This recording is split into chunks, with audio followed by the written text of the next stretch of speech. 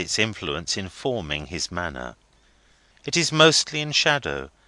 Even when the sun shines brilliantly, it seldom touches the grand piano in the recess, or the folio music books on the stand, or the bookshelves on the wall, or the unfinished picture of a blooming schoolgirl hanging over the chimney-piece, her flowing brown hair tied with a blue riband, and her beauty remarkable for a quite childish, almost babyish, touch of saucy discontent, comically conscious of itself. There is not the least artistic merit in this picture, which is a mere daub, but it is clear that the painter has made it humorously, one might almost say revengefully, like the original. "We shall miss you, Jasper, at the alternate musical Wednesdays to-night, but no doubt you are best at home. Good night. God bless you." "Tell me, shepherds, tell me, have you seen my Flora pass this way?" Melodiously, good Minor Canon, the Reverend Septimus Crisparkle, thus delivers himself in musical rhythm as he withdraws his amiable face from the doorway, and conveys it downstairs. Sounds of recognition and greeting pass between the Reverend Septimus and somebody else at the stair-foot. Mr. Jasper listens, starts from his chair, and catches a young fellow in his arms, exclaiming, "My dear Edwin! My dear Jack! So glad to see you!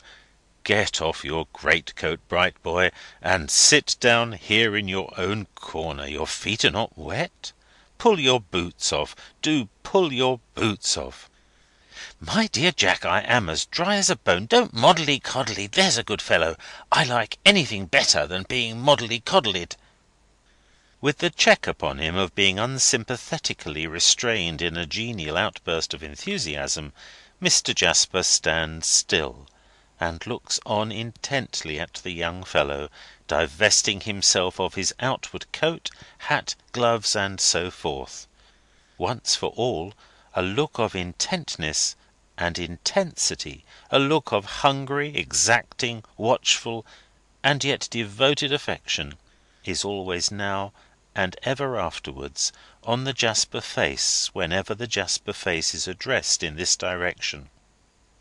And whenever it is so addressed, it is never, on this occasion or on any other, dividedly addressed. It is always concentrated. "Now I am right, and now I'll take my corner, Jack. Any dinner, Jack?" Mr. Jasper opens a door at the upper end of the room, and discloses a small inner room, pleasantly lighted and prepared, wherein a comely dame is in the act of setting dishes on table. "What a jolly old Jack it is!" cries the young fellow, with a clap of his hands. "Look here, Jack, tell me, whose birthday is it?" "Not yours, I know," Mr. Jasper answers, pausing to continue. "Not mine, you know. No, not mine. I know. Pussy's." Fixed as the look the young fellow meets is, there is yet in it some strange power of suddenly including the sketch over the chimney-piece. "Pussy's, Jack! We must drink many happy returns to her. Come, uncle, take your dutiful and sharp-set nephew in to dinner." As the boy, for he is little more, lays a hand on Jasper's shoulder, Jasper cordially and gaily lays a hand on his shoulder, and so, Marseillaise-wise, they go in to dinner. "And Lord, here's Mrs. Tope!" cries the boy. "Lovelier than ever!" "Never you mind me, Master Edwin," retorts the Verger's wife. "I can take care of myself." "You can't. You're much too handsome. Give me a kiss, because it's Pussy's birthday." "I'll pussy you, young man, if I was Pussy, as you call her," Mrs. Tope blushingly retorts, after being saluted. "Your uncle's much too wrapped up in you, that's where it is. He makes so much of you, that it's my opinion you think you've only to call your pussies by the dozen to make 'em come." "You forget, Mrs. Tope, Mr. Jasper interposes, taking his place at the table with a genial smile. "And so do you, Ned, that uncle and nephew are words prohibited here by common consent and express agreement. For what we are about to receive, His holy name be praised." "Done like the Dean. Witness, Edwin Drood. Please to carve, Jack, for I can't." This sally ushers in the dinner. Little to the present purpose, or to any purpose, is said while it is in the course of being disposed of.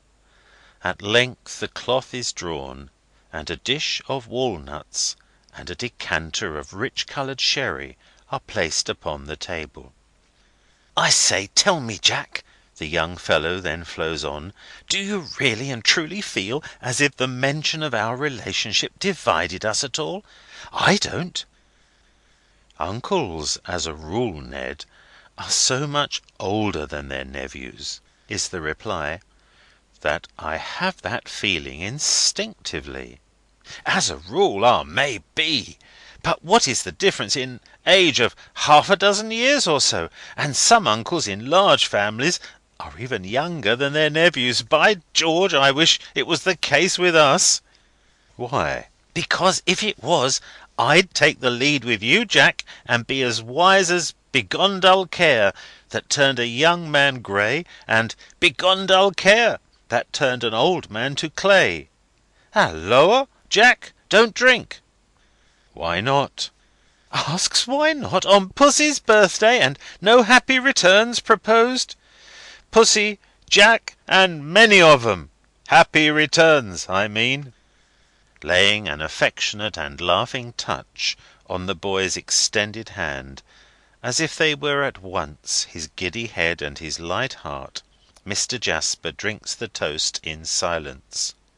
"Hip, hip, hip, and 9 times 9, and 1 to finish with, and all that understood. Hooray, hooray, hooray!" "And now, Jack, let's have a little talk about Pussy. 2 pairs of nutcrackers? Pass me one, and take the other." Crack. "How's Pussy getting on, Jack?" "With her music, fairly." "What a dreadfully conscientious fellow you are, Jack! But I know, Lord bless you! Inattentive, isn't she?"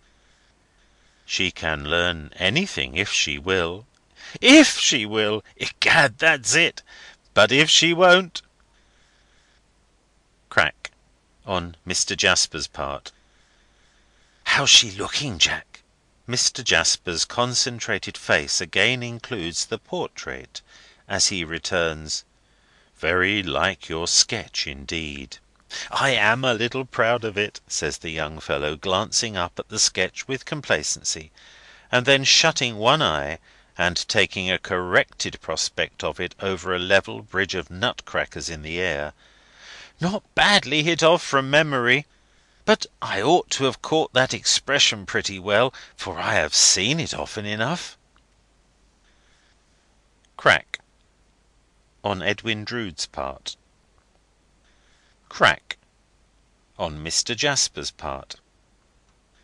"In point of fact," the former resumes, after some silent dipping among the fragments of walnut with an air of pique, "I see it whenever I go to see Pussy. If I don't find it on her face, I leave it there. You know I do, Miss Scornful Pert!" with a twirl of the nutcrackers at the portrait. Crack. Crack. Crack. Slowly on Mr. Jasper's part. Crack. Sharply on the part of Edwin Drood. Silence on both sides. "Have you lost your tongue, Jack?" "Have you found yours, Ned?" "No, but really, it isn't, you know, after all." Mr. Jasper lifts his dark eyebrows inquiringly. "Isn't it unsatisfactory to be cut off from choice in such a matter? There, Jack, I'll tell you. If I could choose, I would choose Pussy from all the pretty girls in the world." But you have not got to choose. That's what I complain of.